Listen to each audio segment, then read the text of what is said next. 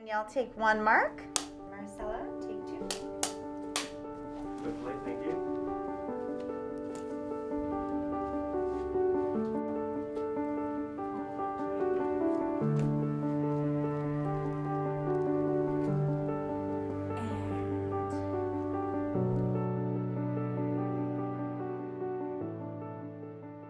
My name is Brittany McGowan.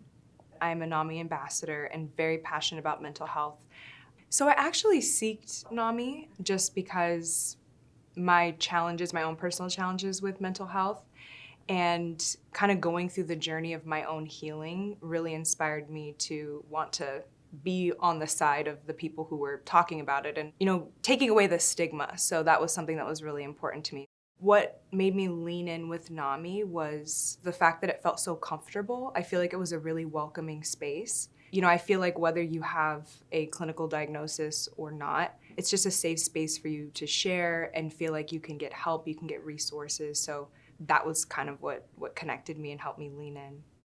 I wasn't always really comfortable about sharing, my mental health struggles. I would even go as far as to say that I didn't even really recognize them within myself. I think I was in a place where I just accepted my anxiety as normal. And so I thought because I was able to pick up and keep going and keep moving and, show up for work and keep doing life, that was just normal. But once I started to get more educated and realize that actually isn't our normal, you shouldn't have to feel that way. You shouldn't have to feel overwhelmed with sadness or anxiousness. And so it was really in exploring that, learning more about that, and understanding that for myself and wanting to help other people understand that if they're feeling that way, they have an opportunity to address it or know that there's help. You don't have to do it alone. That was kind of how I got involved and what inspired me to get involved. What really started me on my mental health journey, so to speak, was 2020. I would say that's the time when it was uncovered. I had dealt with anxiety in the past. I think I kind of was in a space where I just thought, you know what, I can deal with it. I just kind of brushed it off. But for me, during 2020, during the pandemic, was when I really had to face a lot of issues that I didn't even realize were there.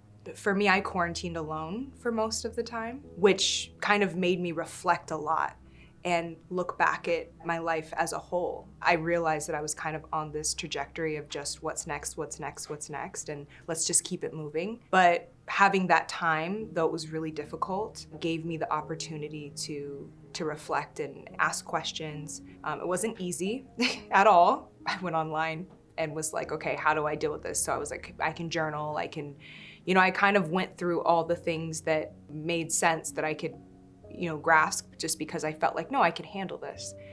And it wasn't until I did all those things and the feelings weren't going away that I realized, maybe I need a little bit more help here. And that's okay. So I did. I sought out a therapist and really leaned on my family. And I made the choice to actually leave my apartment, and I ended up moving with my family towards the end of quarantine, which was probably the best thing for me to do just because I just felt like I needed to be around people who were really supportive and who could kind of help me navigate the feelings that I was going through. And that was in itself kind of was tough. Being at my age and being like, oh my God, I'm going back to my parent. Like, you know what I mean? Like the whole psychological of that. But I'm really glad that I did and I took that time to heal and that was really important. Well, okay, what made me realize that was maybe the way to go, other than it wasn't working, was just having more self-compassion. For example, if my friend told me what I was going through, I would just have a different reaction. I had to take a real look at myself and realize that, maybe I wasn't acting in self-love, and it's okay to admit that you need help. For me, I had to come to terms with that because of maybe a stigma that even I had, that if you need help, it's because you can't get up, you can't do these things. And this is why I really want to share my story, because it doesn't have to be such a hard struggle. It could just be like a day-to-day thing. It could just be like, hey, I wake up and I feel lonely, or oh, hey, I wake up and I feel empty. I get severe anxiety. I remember I used to get so much anxiety even for normal things like work stuff. So these are things that I just really want to talk about so people know that you don't have to go through it alone and there is no stigma. And the more I talk about it with people, they're like, oh my gosh, I feel that way too, or I felt that way too. And just that connection, it goes back to that like self-compassion for me and being able to be there for me as I would for someone that I loved. It's important to share, at least for my recovery story, is it's not always just, upward trajectory. It's kind of like wavy, right? So some days I feel great and some days I struggle a little bit. I think the self-compassion for me has really come in to understanding that that's okay. It's okay to have days where I feel like maybe I'm feeling a little low. That's okay. That's like totally normal, actually. Me and my therapist did like inner child work type of stuff. She was like, imagine yourself as a little child. What would you do if they made a mistake? Would you say, why are you making this mistake? Come on, you should be feeling better. It's like, no, like you wouldn't. You would give them love. You would say, it's okay. It's okay that you're having a challenge today. That's okay. Like I'm here for you, So I really, really try to make those adjustments for myself to be able to have that compassion for myself. And that's kind of what changed everything. And it's also allowed me to hold space for other people dealing with the same thing. Taking care of myself has definitely helped me be able to take care of others in a way that feels really supportive in the sense of not trying to fix anything, but just being there, allowing for someone to share and hold space for whatever they're feeling. It also helped me understand myself more a little bit.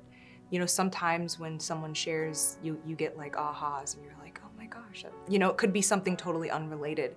Having that dialogue with people has been really helpful for me in many ways, and it has helped me connect more with other people. And my family has noticed a difference, my friends have noticed a difference, and my mom's like, the way you're sharing is inspiring me to show up differently. So I just want to share as much as I can so people just don't feel alone. Like that's the biggest thing. Because I feel like that was the thing for me, is feeling alone or feeling like because I had the emotional capacity to get up and show up still, that things weren't that bad, or because I knew that there were people who were struggling with tougher, more challenging mental health issues, that maybe mine just were like, it was okay to kind of just sweep under the rug. But I really want to encourage people to take what they're feeling seriously. Like, you deserve to be happy. That's like my message, is like, you're not alone and you deserve to be happy and you deserve to wake up every day and feel good about yourself, to not have to battle anxiety. That doesn't have to be your norm. And there are resources and there are people that you can reach out to,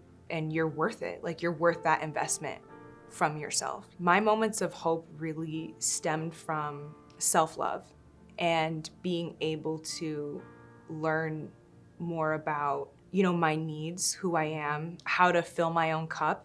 But truly, like, I have always leaned a lot on other people, even if they don't realize it, seeking validation and things like that. And so for me, my hope has come from understanding that through healing, that I am whole. When I have moments where I feel like I'm, having a bad day, I'm having a moment, I don't try to change it. That's the big thing for me. I have embraced acceptance. I have learned to not identify with my feelings and see them as passing moments, things that just pass through.